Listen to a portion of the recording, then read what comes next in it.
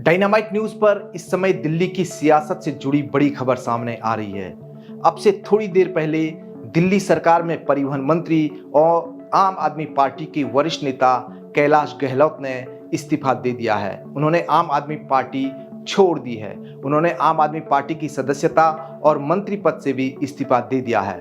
उन्होंने अरविंद केजरीवाल को एक त्याग पत्र भेजा है, जिसमें उन्होंने आम आदमी पार्टी पर कई गंभीर सवाल खड़े किए हैं। उन्होंने अपने इस्तीफे में अरविंद केजरीवाल के शीश महल का भी जिक्र किया है और इसके साथ ही यमुना में बढ़ते प्रदूषण की भी बात की है। उन्होंने ये भी अपने त्याग पत्र में कहा कि दिल्ली सरकार अपना समय केंद्र सरकार से लड़ करके जाया कर रही है, यानी दिल्ली सरकार को केंद्र सरकार के साथ लड़ाई नहीं करनी चाहिए और अगर करती है तो वो अपना समय बर्बाद कर रही है। कैलाश गहलोत ने आम आदमी पार्टी पर यह भी आरोप लगाया कि आम आदमी पार्टी अपना एजेंडा लेकर के आगे बढ़ रही है। उन्होंने अब से ही थोड़ी देर पहले अपना इस्तीफा दिया और केजरीवाल को एक लंबा चौड़ा पत्र लिखा है। दिल्ली विधानसभा चुनाव से ठीक पहले कैलाश गहलोत का इस्तीफा सियासी मायनों में कई महत्व रखता है। इससे दिल्ली की राजनीति में अचानक चर्चाएं तेज हो गई है और कैलाश गहलोत ने ठीक ऐसे समय पर इस्तीफा दिया जब दिल्ली में सभी राजनीतिक दल एक दूसरे नेताओं को अपने पाले में लाने की कोशिश कर रहे हैं और नेता पाला बदलने के प्रयासों में जुटे हुए हैं। हाल के दिनों में कांग्रेस छोड़कर कई नेता आम आदमी पार्टी में शामिल हुए।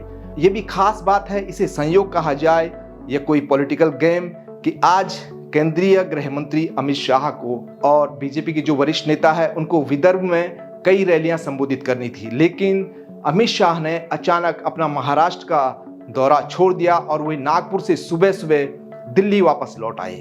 उनके दिल्ली लौटने के कुछ ही देर बाद कैलाश गहलोत ने अपने पद से इस्तीफा दे दिया और इस्तीफे में जो बातें उन्होंने लिखी है वो बातें पहले से भारतीय जनता पार्टी बोलती रही है और आम आदमी पार्टी पे आरोप लगाती रही है। उसमें सबसे बड़ा मुद्दा शीश महल का है, जो जिस समय अरविंद केजरीवाल थे और कोविड-19 के दौर में सीएम आवास को बनाया गया था, उसी को शीश महल कहा जा रहा था और आम आदमी पार्टी पर भाजपा शीश महल को लेकर के हमेशा आक्रामक रही है।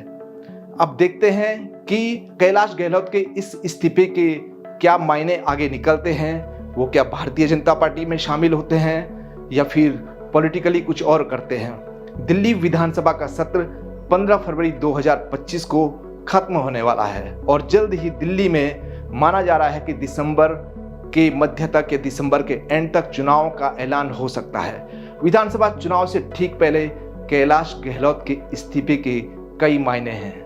आप बने रहिए डायनामाइट न्यूज के साथ और पाते रहिए हर बड़ा सियासी अपडेट।